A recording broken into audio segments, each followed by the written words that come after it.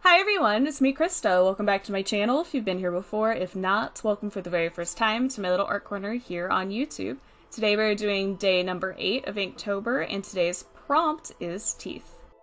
Immediately for this prompt I had two ideas. One was just going to be a close-up of a mouth with vampire teeth, kind of a Rocky Horror Picture style thing, but with vampire teeth. The second idea, which is the one I'm doing, is the Sugar Plum Fairy from Cabin in the Woods. As I've discussed many times before on this channel, I love horror movies, and Cabin in the Woods is one of my favorite films because of the mixture of comedy with the horror. Also, I just really enjoy the fact that it's kind of poking fun at horror movies. It's the same reason I love Scream for the satire of slasher films. I also thought that all of the monster designs in the film, especially for it being more of a horror comedy, were really good. And the Sugar Plum Fairy, which is this lady right here, is basically Little Ballerina with just a bunch of teeth for her face. Big old mouth. I guess now that I have talked enough about how much I love that movie, I should maybe be getting into what I'm actually doing in the drawing. For the drawing, I already used my BIC Mechanical Pencil just to get my rough sketch in, and now I'm going in with a black liner, a 0.31, and I believe this is an Alvin Techliner, in order to go over the lines I already have, darken them up a bit. At this point in the drawing, I was still deciding if I wanted to just rely heavily on just doing line work, or if I wanted to pull in some of the gray alcohol markers I've been using a lot lately. I decided to pull in the gray alcohol markers, might as well use them for something. They've been heavily used so far this Inktober, and I'm sure the further along I go, the more I will use different supplies. I'll inevitably get bored with just reusing the same stuff over and over again. I did want to make sure that at least part of her costuming was visible because I feel like it's an important component of the character. You have this very otherwise pretty, feminine, soft, small little ballet dancer, and then she turns around and she has this big gaping mouth full of teeth. It's pretty horrifying. I would love to see a horror movie with just her. This is a small piece of paper again, a 4x6 one, still Bristol board, so a lot of the details I'm doing are more insinuated, like the teeth obviously can't be super detailed. So I drew them in, then lined them, and I'll be using a lot of shading to try to help with that. And as for the little florets on her little ballerina outfit, I just did little squiggle lines to insinuate little flowers. Very technical, I know.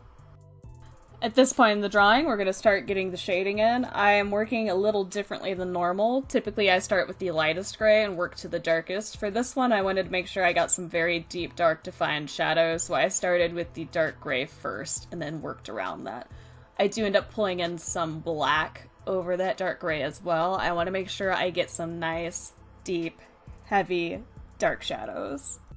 I always like implementing a lot of contrast in my drawings, but especially with horror kind of drawings or paintings, I think it adds to that element of menace when you have the deep dark shadows and then the bright contrast. It just makes it look a little creepier to me.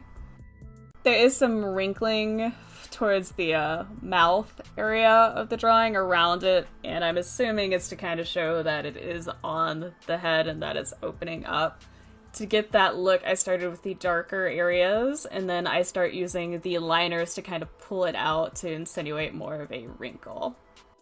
For a lot of the white areas in the drawing, I am trying to leave the white of the paper this time, which is a little different for me, but I am still pulling in a white gel pen to help brighten up some of those teeth and to make it look like there could be some wet areas inside the mouth.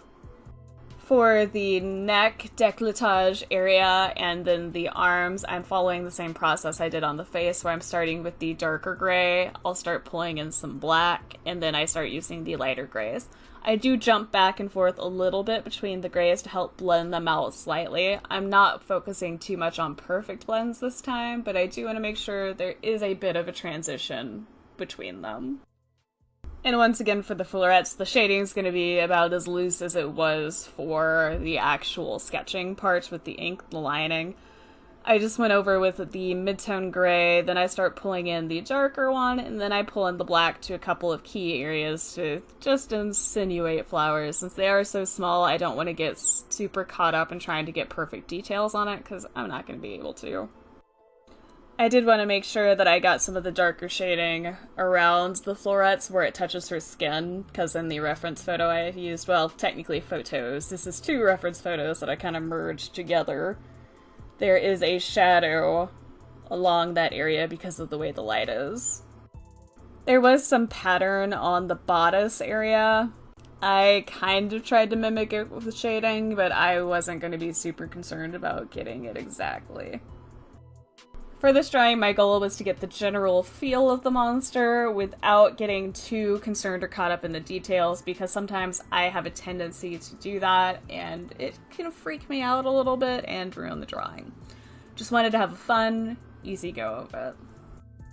At this point, I was just erasing some of the pencil sketch that was still on there. I'm using the black liner to help re-detail certain areas and pulling in the white gel pen to add some other details. Basically, I'm just getting in the finishing touches that I want for this one. And with that, this drawing, and therefore this video, is pretty much finished. If you liked it, please hit that like button.